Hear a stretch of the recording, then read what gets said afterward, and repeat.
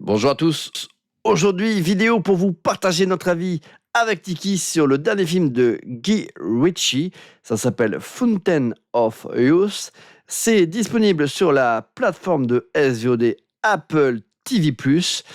Alors, qu'est-ce que ça dit, ce Fountain of Youth? Alors, c'est un film d'aventure, hein, un petit peu à la manière d'un action-aventure un peu à la manière d'un Indiana Jones, hein, auquel le film fait plusieurs fois référence. Il suffit de regarder la bande-annonce, on pense tour à tour à Indiana Jones, Uncharted, Tomb Raider, enfin tous ces films de ce genre-là, hein, mais pas forcément d'ailleurs dans leurs itérations les plus mémorables. C'est un film qui dure un peu plus de 2 heures, hein. C'est une production britannique, hein, mais c'est une coproduction internationale. On retrouve toute une brochette d'acteurs importants, hein, notamment John Krasinski, hein, dans le rôle qui incarne donc le rôle, on va dire, principal de ce film, hein, Luke Perdue.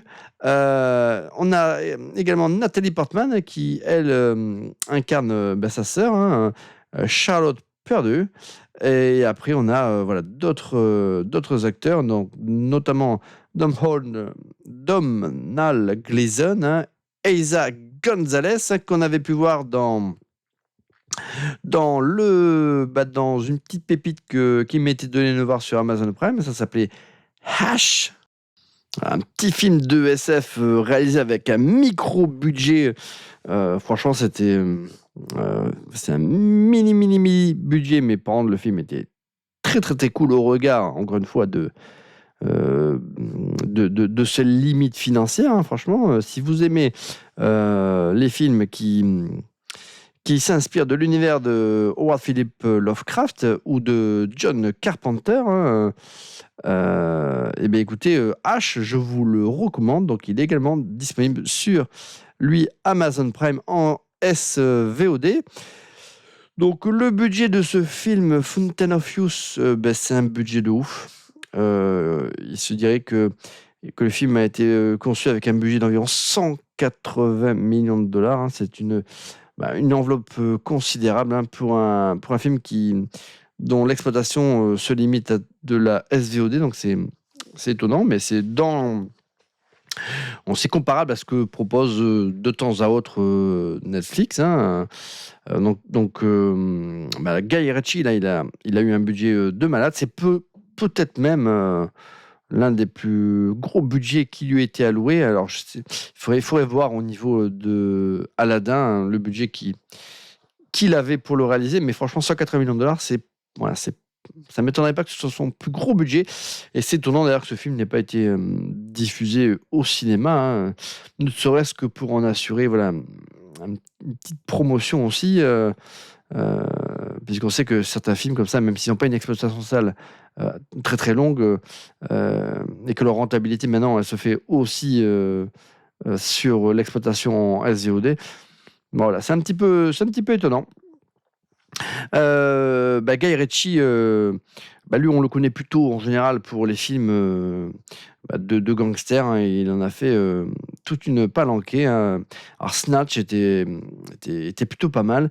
Après il a fait pas mal d'autres trucs que j'ai pas forcément tous vus, parce que moi les films de gangsters ça a tendance à assez rapidement me saouler la couenne. Il a également fait les Sherlock Holmes, King Arthur, hein, la Legend of the Sword, hein, un film qui m'avait véritablement déçu, notamment, il m'a déçu, mais pour lequel, malgré tout, avec le recul, je garde une petite tendresse. Je sais pas pourquoi. Alors, je pense que ce film King Arthur, Legend of the Sword, il faut l'appréhender comme il faut faire abstraction que c'est la légende du roi Arthur revisitée. Il faut le prendre comme un film comme ça là, d'heroic fantasy différent.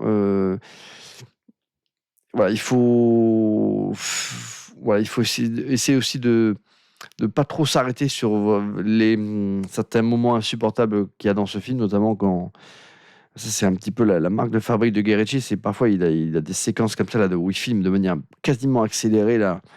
Enfin, c'est assez cuté à mort. Enfin, c'est un style, mais que j'apprécie pas spécialement. Et on dirait comme il y avait des séquences qui étaient réalisées sous acide. Voilà, c'est très, très, très, très particulier. Mais enfin, voilà, King Arthur, c'est un film qui est complètement imparfait. C'est une très, très mauvaise adaptation enfin, du roi Arthur. Hein. Enfin, adaptation. Le roi Arthur, c'est un mythe, hein, avec plusieurs versions, mais c'est pas un bon film sur le mythe du roi Arthur, à mon sens. Mais c'est un bon film, je trouve, d'heroic fantasy. Aladdin, c'était l'un des meilleurs films live Disney, hein, je trouvais. Will Smith était très très bon. Voilà, Aladdin, moi j'avais plutôt aimé. Alors, je déteste tous les films live quasiment de Disney. Hein. D'ailleurs, je ne m'en affiche quasiment plus. Celui-ci, je l'avais vu avec les enfants. Et bah, je m'étais étonné à plutôt bien l'apprécier. Alors, je ne me rappelle plus quelle est l'actrice qui jouait. Je ne sais même plus comment elle s'appelle d'ailleurs, la princesse dans Aladdin, mais elle était très très jolie et puis elle avait une voix en version originale qui était incroyable. Alors c'est peut-être pour ça que j'avais aimé le film, parce que j'avais été envoûté par cette actrice. Alors, qu'est-ce qui raconte ce film Fountain of Youth? Alors, dans Fountain of Youth, donc la fontaine de jouvence, les amis, Luke, perdu, et sa sœur Charlotte, perdue, se lancent dans une quête audacieuse à la recherche de la mythique fontaine de jouvence, réputée pour conférer l'immortalité à ceux qui sauraient en boire les eaux miraculeuses. Engagé par un milliardaire mystérieux, mystérieusement mystérieux, il parcourt le globe à la recherche des indices menant à ce trésor légendaire. Leur aventure, parsemée d'obstacles spectaculaires et de mystères antiques, se trouve confrontée à la trahison et aux ambitions obscures d'Owen Carver et d'autres personnages aux motivations ambiguës. Au fil de leur périple, les liens familiaux et les passions personnelles se mêlent à une intrigue qui tente de réinventer le genre du film d'aventure épique. Ouf, rien que ça, les amis. Et ben là, mais non. Et ben non, c'est de la merde. Mais ça, c'est de la merde. Alors, franchement, je sais plus quel. Il y a un YouTuber que je suis, que j'apprécie bien, qui a fait une vidéo sur ce film et qui l'a plutôt bien kiffé. Et alors, j'avais pas regardé la vidéo entière, je voulais pas trop me faire spoiler, mais je me suis dit, bon, voilà, a priori, ça a l'air d'être quand même plutôt cool, donc on va lui donner sa chance à ce film, d'autant que moi les Indiana Jones, j'adore, hein, enfin j'adore. J'adore les trois premiers, hein, parce que le 4, c'était de la merde. Le 5, c'est un peu mieux que le 4, mais c'était quand même, rétrospectivement, quand même un peu la merde aussi. Voilà, les Tomb Raider avec... comment elle s'appelle déjà Ah ben ça y est, j'ai perdu son nom là. Enfin bon, vous voyez de qui je veux parler là. L'ex de Brad Pitt. Hein, et ben c'était pas ouf. Hein. Il y avait vraiment que la plastique de l'actrice qui en valait la peine. Hein. Après, dans le même genre, on avait la trilogie là, sur la momie. Hein, et les deux premiers étaient plutôt cool. Le film Uncharted avec Tom Holland, ça c'était de la merde. Donc malheureusement, pour ce genre de film, les Benjamin Gates, c'était moyennasse avec Nicolas Cage, mais c'était pas désagréable, mais on va dire que c'était quand même pas terrible non plus, mais on va dire que c'était moi j'adore Nicolas Cage, donc on va dire que allez, c'était à peu près honorable, mais globalement dans ce genre de film là, c'est souvent le pire qui nous est proposé plus que le meilleur. Et là, dans Fountain of Youth, on a la synthèse de tout ce que je n'ai pas aimé dans Uncharted, dans le dernier, même les 2 derniers, Indiana Jones, hein, et même, je réfléchis, bah, voilà, c'est surtout, oui, non, c'est à peu près tout, parce que ce film-là, dans sa construction, il me fait penser au dernier Indiana Jones, puisque finalement, ben, on a un groupe comme ça de personnages principaux que l'on suit qui vont d'un point A à un point B, d'un point B à un point C, d'un point C à un point D. Et à chaque fois qu'ils arrivent ben, sur un point, il y a forcément voilà, l'adversité à laquelle ils sont confrontés pendant tout le film qui le retrouve. Et donc il y a une confrontation. Et, et, et à chaque fois, ben, voilà, il y a des facilités scénaristiques ben, pour qu'ils se dépêtrent à chaque fois du mauvais pas où ils se sont mis. Mais globalement, bah, le film, il est voilà, ultra linéaire. Et on sait à chaque fois que, bon, bah, ça, ils sont arrivés à la grande bibliothèque, là, je sais plus si c'est en Autriche, là, bah, les autres Lascars, un peu bidons, ils vont arriver. Il y a une scène où, à un moment donné, ils font remonter une vieille épave d'un navire avec un système un peu what the fuck. Là, c'est pareil, on ne sait pas pourquoi, on sait pas comment ils ont trouvé l'endroit, mais les ennemis, ils finissent par débarquer. Et en fait, ça, on avait également cette construction-là dans le tout dernier Indiana Jones. Et, ça m'avait bien saoulé parce que voilà, l'Indiana Jones 5, il n'y aurait pas eu cette fainéantise narrative au niveau du scénario, au niveau de ses rebondissements. Franchement, il est beaucoup plus honorable que le 4. Il y a moins de personnages, on va dire, insupportables en plus dedans. Et je trouve que Harrison Ford était finalement assez juste dans son interprétation de Indiana. Autant je l'avais pas trouvé très bon quand il avait repris ce rôle dans, dans les derniers Star Wars, hein, de la nouvelle trilogie Star Wars, où on l'avait fait passer à Patrese d'ailleurs. Euh, Autant, et je l'avais pas retrouvé dans le rôle de Han Solo, autant là, je trouvais que malgré l'âge, j'arrivais à retrouver le personnage que j'appréciais d'Indiana Jones. Mais voilà, le film, voilà, dans sa construction scénaristique, c'était nul, c'était ça. Et ce film-là, Fontaine of Youth, il reprend bah, toute cette construction-là qui m'insupporte, avec parfois des dialogues un petit peu à la contre, les personnages principaux qui désamorcent tout effet de tension quand ils sont confrontés à une adversité. On a l'impression que rien n'a véritablement de prise sur eux. C'est un film en plus où, bah, hormis John Krasinski, qui lui a un rôle, on va dire, qui est plutôt bien, un personnage qui est, on va dire, relativement bien écrit, hein. Nathalie Portman, c'est une figurante dans le film, elle ne sert à rien. En plus, physiquement,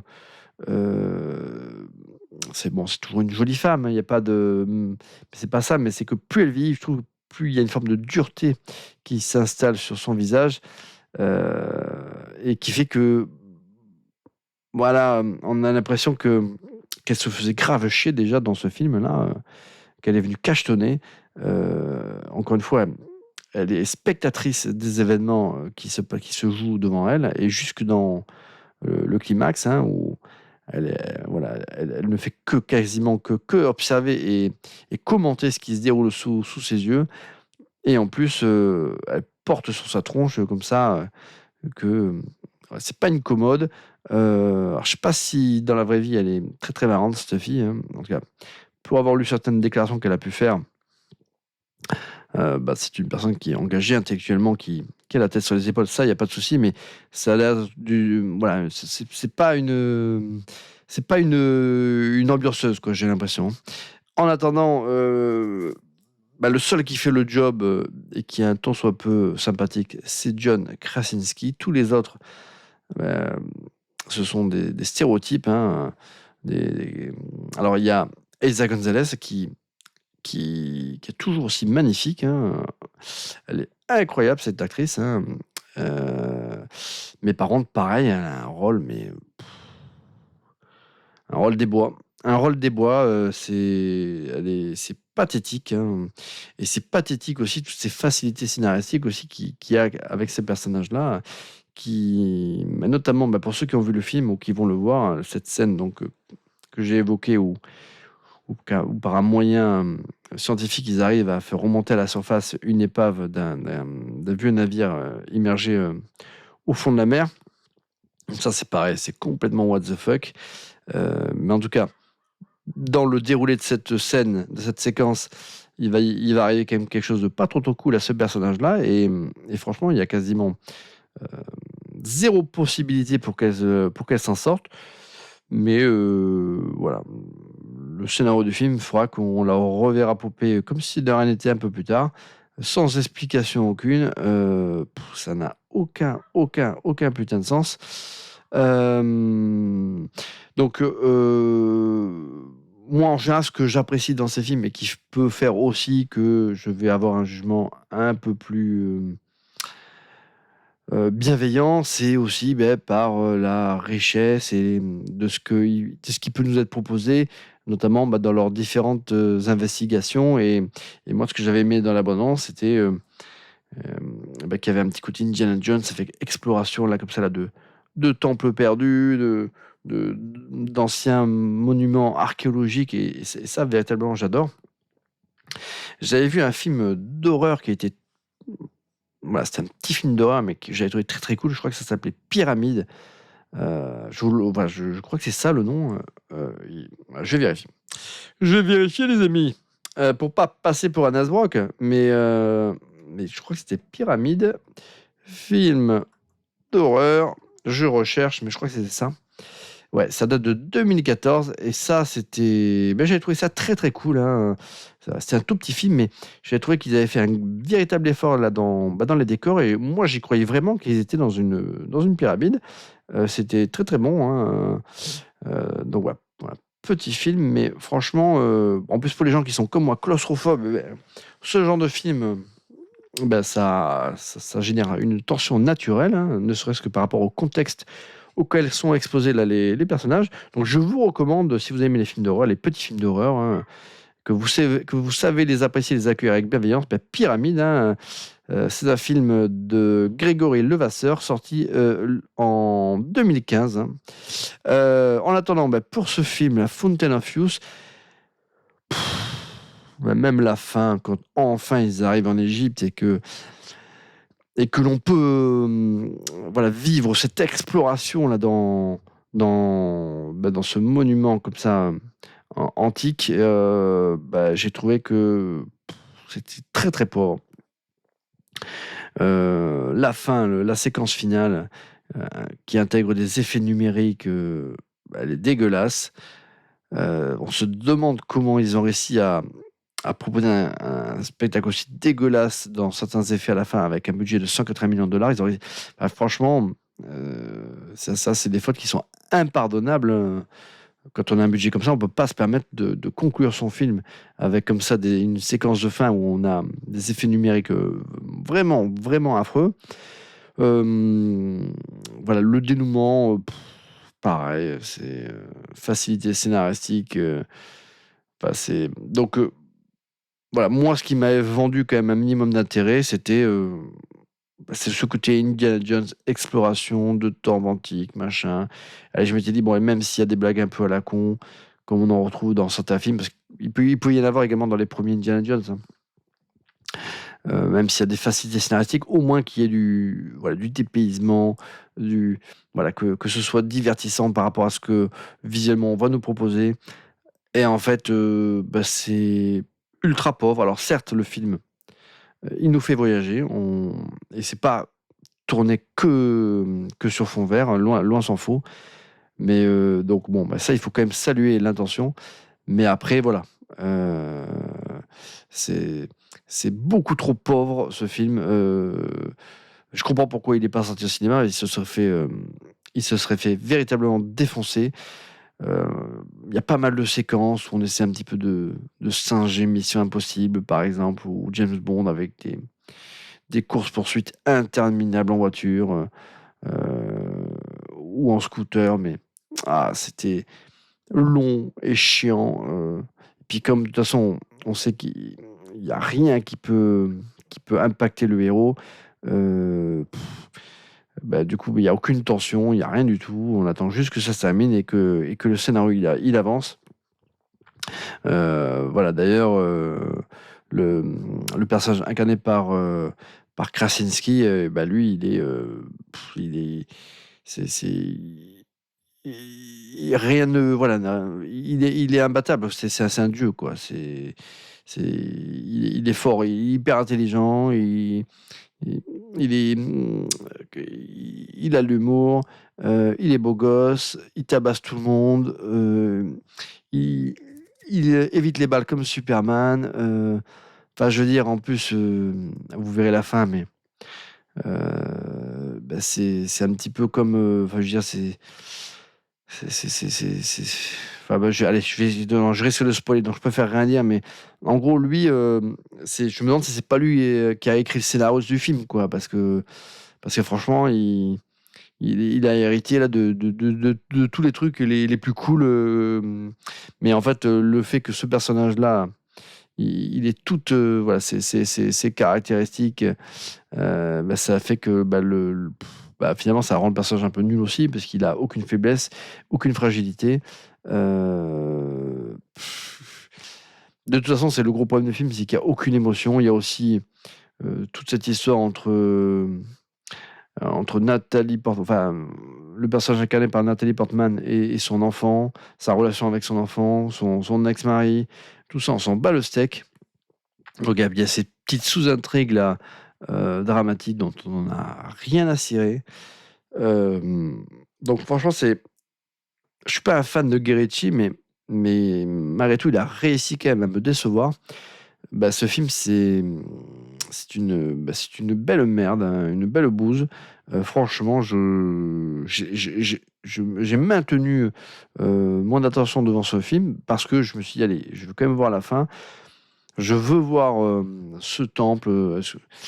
Donc j'avais vu dans la bande-annonce qu'après ça se situait en Égypte. Je voulais voir au moins cette partie-là, hein, qui nous a été vendue, parce que tout le reste, franchement, c'était pas terrible. Et même la fin, ça m'a profondément déçu.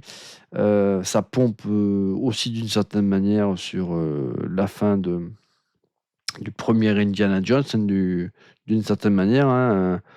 Enfin, c'est un film qui pompe d'ailleurs bah, sur sur toutes ces références, mais sans proposer, sans en avoir fait l'amalgame et sans proposer quelque chose de véritablement neuf. Donc c'est un film qu'on a l'impression d'avoir bah, déjà vu, mais en beaucoup mieux avant. Donc bah, écoutez, si vous êtes fan d'Indiana Jones, ou du moins des premiers, bah, maintenez-vous à côté de ce film. C'est un étron. C'est malheureux parce que bah, moi qui adore ce genre de film, dès qu'il y a une proposition de ce type qui sort, bah, et en plus que c'est un gros budget et que ça se vautre, et ben ça enterre des nouveaux projets bah, pour bah, un certain nombre d'années. Et parce que bah, les studios bah, se disent, bon, bah, les gens ils n'aiment pas ce type de film d'aventure, d'exploration, donc bah, écoutez, on va proposer autre chose. Alors qu'en fait, c'est pas la question de ce type de film. La question, c'est qu'à chaque fois, ils nous proposent des étrons, en fait. Donc c'est un peu comme les films d'heroic fantasy. C'est pas que les gens ils en ont rien à cirer des films d'heroic fantasy. C'est qu'ils veulent, ils en ont marre des films young adultes ou d'autres niaiseries. Voilà, ils veulent des films âpres comme John Milius avait pu le faire en son temps, ou Boorman, ou même Peter Jackson. Mais c'est c'est comme pour les péplums, c'est pareil. Ou les péplums mythologiques, comme la guerre des Titans. Je pense que les gens, ils peuvent adhérer au truc si le spectacle qui est proposé, il est un tant soit peu intelligent. Mais c'est souvent, bah, ce sont des films qui sont complètement merdiques. Mais après, le problème, c'est que ça donne bah, au studio une indication comme quoi aujourd'hui le public n'est pas mûr pour ce type de film, donc bah, on n'en fait plus. Donc ça fait chier. Donc là, Guerretti, eh ben, en plus d'avoir enterré bah, ce genre de film pendant un petit moment, bah, déjà, il a fait un mauvais film, mais en plus, voilà, il peut, d'une certaine manière, sabrer d'autres projets qui auraient pu être envisagés par d'autres studios. Parce que celui-ci, à mon avis, va se planter royalement. Enfin, je crois que j'ai vu les critiques un petit peu aux US ou autres. Le film, il se fait défoncer. Mais le pire, c'est que voilà, moi, de ce que j'avais lu, malgré tout, donc malgré une critique d'un youtubeur que j'apprécie, qui a apprécié, donc c'est lui qui m'avait dire incité à regarder ce film. Bon, dans les critiques que j'avais lues, même si le film n'était pas terrible, a priori, il y avait quand même un intérêt visuel. Même pas en fait. Je me suis fait chier comme un rat mort et même la fin, je l'ai trouvé pourrave. J'avais juste envie de me regarder le premier Indiana Jones ou même le Temple Maudit que j'adore. Mais celui-ci, franchement, c'est de la daube. Tout à l'heure, je parlais de Benjamin Gates avec Nicolas Cage. Ça fait un petit moment que je ne les ai pas vus. Il faudrait peut-être que je jette un œil de nouveau dessus. Hein. Je crois qu'il était un temps évoqué le fait qu'il y ait un nouvel opus à Benjamin Gates. En tout cas, Nicolas Cage, je crois qu'il y était favorable. Voilà, un film comme Fountain of Youth, ça peut désamorcer tous ces projets plus ou moins avancés.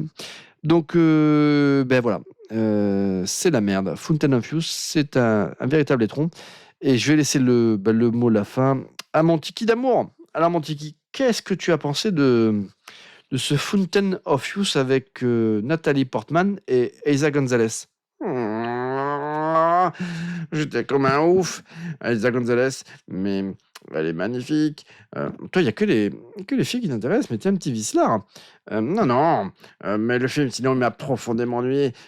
Franchement, mon intérêt n'était suscité que quand elle popait à l'écran. Sinon, pour le reste, oh là là, j'ai failli me tirer une bastasse.